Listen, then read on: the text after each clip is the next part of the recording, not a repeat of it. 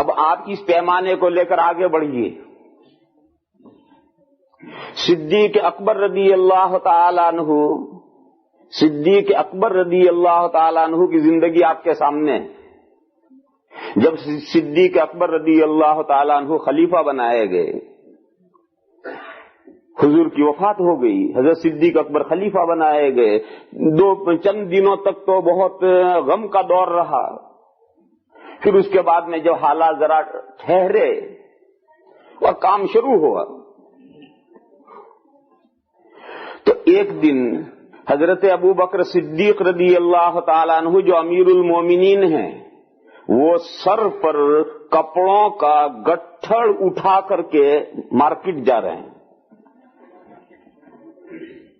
اس زمانے میں مارکیٹ ویسا نہیں لگتا تھا جیسا آج کل ہوتا ہے. ایسا یہ طریقہ اس زمانے میں نہیں تھا کہ ایک مستقل بازار ہے اور وہاں دکانیں ہیں اور اسی میں سامان ہے اور وہیں رہتا ہے اور شام کو بند کر کے چابی لے کر گھر آ جاؤ، صبح جا کر دکان کھول دو. یہ طریقہ اس زمانے میں نہیں تھا. اس زمانے میں مارکیٹ کا طریقہ ویسا تھا جیسا پینٹیں لگتی ہیں اپنے ہندوستان پاکستان میں. ہفتے میں ایک دن کسی جگہ پینٹ لگتی ہے تو سب تاجر اپنا مال اٹھا کر لائیں گے، میدان میں بچھا کر ساری دکان لگا دیں گے، دن بھر کاروبار کریں گے اور شام کو اٹھا کر سامان لے کر چلے جائیں گے. یہ طریقہ حضور کے زمانے میں مارکیٹ لگنے کا تھا. کوئی دکانیں نہیں تھی، ایک میدان ہوتا تھا. اسی میدان میں جہاں عید کی نماز حضور پڑھتے تھے، اسی عید کے میدان میں مارکیٹ لگتا تھا روزانہ. اور لوگ اپنا اپنا سامان لے کر کے آ کر کے اپنی اپنے ٹھیوں پر دکانیں کھول دیتے تھے، بچھا دیتے تھے، دن بھر کاروبار، شام کو سامان اٹھا کر چلے گئے. تو حضرت ابو بکر صدیق رضی اللہ تعالی عنہ خلیفہ بننے سے پہلے کپڑے کے تاجر تھے، مرچنٹ تھے. کپڑے کا کاروبار تھا، کپڑا بیچتے تھے حضرت. تو وہی گھر سے اٹھا کر کے بازار میں جا کر کپڑا پھیلا کر دکان لگا دی، دن بھر کاروبار کریں گے، شام کو لپیٹ کر کپڑا لے کر آ گئے. یہی طریقہ اس زمانے میں مارکیٹ کا تھا. تو حضرت صدیق اکبر رضی اللہ تعالی عنہ کپڑا کا گٹھڑ اٹھا کر جا رہے ہیں. راستے میں دو صحابی ملے، حضرت عمر فاروق رضی اللہ عنہ اور حضرت ابو عبیدہ بن الجراح رضی اللہ تعالی عنہ. یہ دو صحابی ملے. حضرت عمر نے پوچھا حضرت کہاں جا رہے؟ تو ابو بکر صدیق رضی اللہ تعالیٰ عنہ نے کہا بھئی دکان کھولوں گا، مارکیٹ میں جا کر دکان لگاؤں گا. تو حضرت عمر نے کہا جناب آپ دکان لگائیں گے تو یہ حکومت کون چلائے گا؟ اور یہ ملت کا لگام جو آپ نے سنبھالی ہے، خلافت آپ کو خلیفہ بنایا گیا ہے، تو یہ حکومت مسلمانوں کی نظام کیسے چلے گا؟ آپ دکان لے کر بیٹھیں گے تو حضرت ابو بکر کہنے لگے عمر پھر میرے بچے کیا کھائیں گے؟ دیکھو ان سے بڑا کوئی توکل نہیں کر سکتا ہے. اللہ کے رسول کے بعد نمبر 2 متوکل حضرت صدیق اکبر ہیں. انہوں نے یہ جملہ کہا کہ عمر تم کیا کہہ رہے ہو، اگر میں دکان نہیں کروں میرے بچے کیا کھائیں گے؟ حضرت عمر نے یہ کہا کہ اس مسئلے کو ہم سوچیں گے کہ آپ کے بچے کیا کھائیں گے، اس مسئلے کو ہم سوچیں گے. باقی اب آپ دکان نہیں کریں گے، آپ دکان پر بیٹھیں گے تو یہ ملت کی جو ذمہ داری آپ کو سونپی گئی ہے، ذمہ داری کیسے پوری ہوگی؟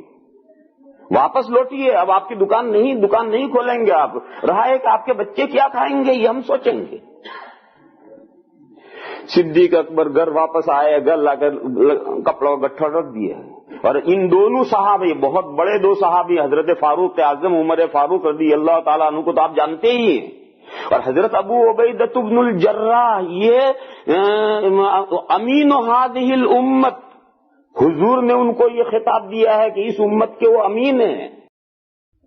یہ مسئلہ مشورے میں آیا ہے. مشورے میں صحابہ نے یہ طے کیا کہ ان کو حکومت سے تنخواہ دینی چاہیے تاکہ ان کے بچوں کا گزارا چلے، اور صحابہ نے طے کر دیا کہ حکومت سے ان کو تنخواہ ملے گی.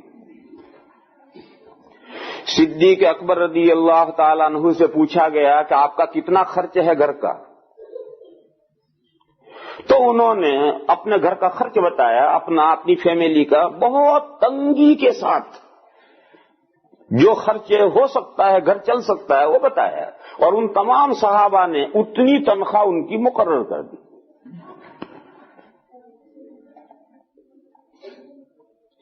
حضرت کا گھر چلنے لگا، حکومت بھی چلنے لگی۔ اچھا، تو اتنی تنگی سے انہوں نے فہرست دی تھی اپنے خرچے کی کہ جو تنخواہ آتی ہے تو بڑی تنگی سے گھر کے اندر گزارا مہینہ پورا ہوتا ہے۔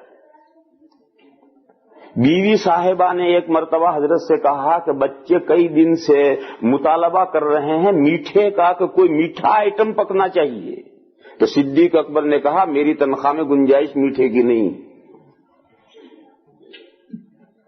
اچھا، عورتیں جو سلیقہ مند ہوتی ہیں، بڑی سلیقہ مند جو ہوتی ہیں عورتیں، تو بیوی صاحبہ نے تھوڑا تھوڑا 5 پیسے 10 پیسے پس انداز کرنے شروع کیے، بچانے شروع کیے، اور جو سلیقہ مند ہے مٹھی مٹھی آٹا بچائیں گی تو ہفتے 15 دن میں 1 دن کا خرچ نکال لیں گی، تو تھوڑا تھوڑا پس انداز کرنا شروع کیا، اور 10-15 روز کے بعد میں ایک دن کھانے پر جب آئے تو اب کھانے پر جو کھانا آیا تو اس میں میٹھا آئٹم بھی آیا، تو حضرت نے پوچھا کہ بھئی یہ مٹھائی کہاں سے آئی؟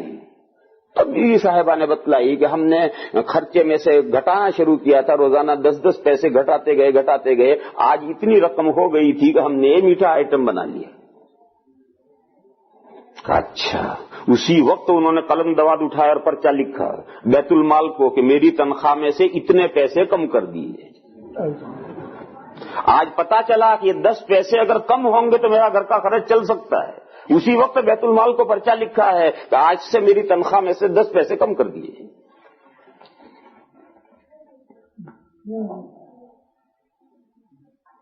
دیکھو، یہ ہے وہ خلافت علی منہاج النبوہ۔